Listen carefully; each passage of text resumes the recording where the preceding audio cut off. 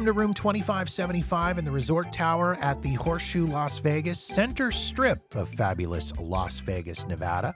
Taking you on a little bit of a room tour here as we make our way through the door and into this little area just to the right of the entryway, where they've actually put an additional sink, mirror, and vanity, which is great if you're a couple traveling and you need a little bit of extra space to spread out to get ready for a night on the town.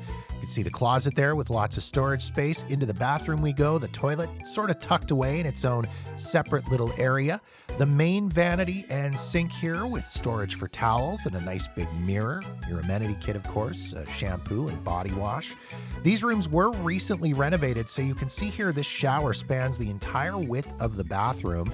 Very, very nice. It's got that nice rainfall shower head as well. Very, very relaxing when you wake up in the morning and need to wash off the grit and grime of the night before.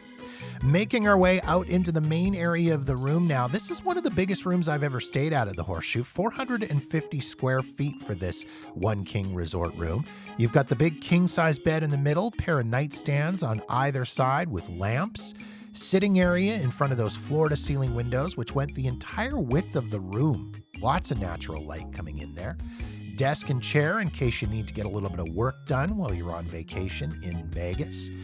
Storage area here as well. A couple of drawers to keep your clothes in. Inside there lies the fridge, which is a nice bonus. I love that, the Caesars properties, where they do provide you with a fridge where you can keep your drinks and snacks.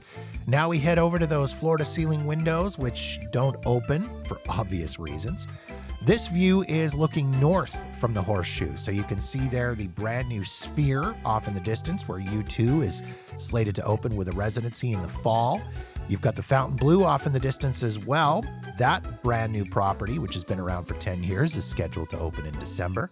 The Wynn in the Encore, Venetian Palazzo, you can see the Link High Roller and the Link there as well.